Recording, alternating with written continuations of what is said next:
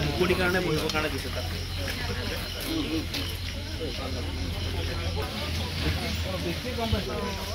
ঠিক আছে বহক গরু পগায় দুইটাকে বাঁধি দিছে চাইছে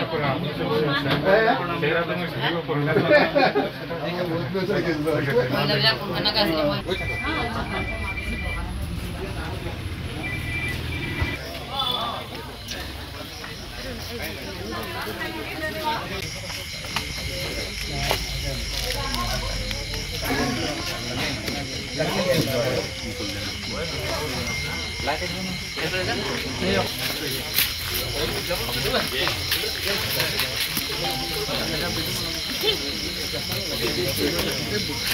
মই মানে অহা দুদিন দেৰিকৈ আহিছোঁ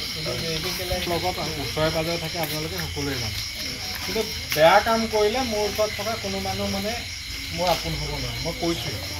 আৰু তাক ধৰাটো আটাইতকৈ পুলিচক বেছি পেছা ময়ে দিছোঁ যে ৰাজচেষ্টাক আজিৰ ভিতৰত মোক ধৰি দিব আৰু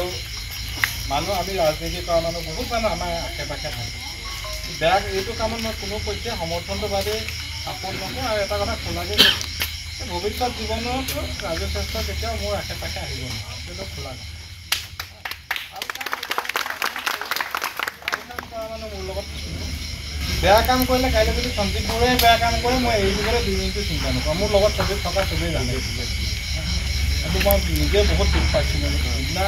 এই দিনকেইটাত মই খুব এভেকশ্যনটোলৈ ব্যস্ত হৈ আছিলোঁ বিৰিয়ানঘাটৰ এভেকশ্যনটো তাতে আছিলোঁ কালিও আকৌ গোলাঘাটত আমাৰ ৰাষ্ট্ৰীয় সম্পাদক আহিছিলে 8 ছেপ্টেম্বৰ প্ৰধানমন্ত্ৰী আহিব গোলাঘাটত তাৰ মিটিং হৈ ৰাতি 11টা বাজিছে আজি আকৌ অসুখহে ঘনিষ্ঠ আমুক তামুক কৈছে অলপ ঠাণ্ডা হওক কি ক'বলৈ মই চব খবৰ খাতি লৈ আছোঁ ইজন ল'ৰাও কালি নি পেলাই মই গোলাঘাটত ট্ৰিটমেণ্ট কৰাই আছোঁ মোৰ ফালৰ পৰা মই সদায় মানুহৰ লগত থাকোঁ আৰু মানুহে ভাল পোৱা কামটোৱেই মই কৰোঁ এই ক্ষেত্ৰত মানে আপোনালোকৰ যি ধাৰণা আপোনালোকে যেনেকৈ ভাবিছে ধৰক আপোনাৰ লগতো বহুতৰ লগত ৰাজচেষ্টা ভাল আছে ঠিক মোৰো তেনেকৈ ভাল কিন্তু তাৰ অৰ্থ এইটো নহয় যে ৰাজচেষ্টাৰ পৰা বেয়া কামটো আমি কোনোবাই সমৰ্থন এতিয়া মই ভাবিছোঁ ল'ৰাজনৰ কালি মানে যি ৰিপৰ্ট পাইছোঁ আমি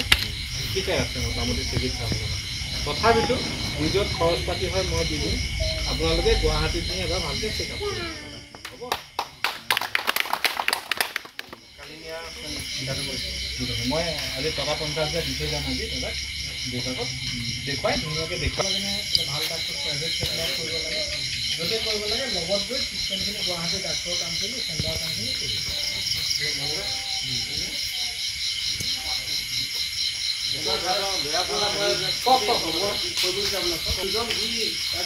শাস্তি পালে পলাই থাকিলে 20 শাস্তি পাব গতিকে পলাই থাকিলে আমাৰ লোকচান নাই আমাৰতো যি লোকচান হ'ব লাগে হৈ গ'ল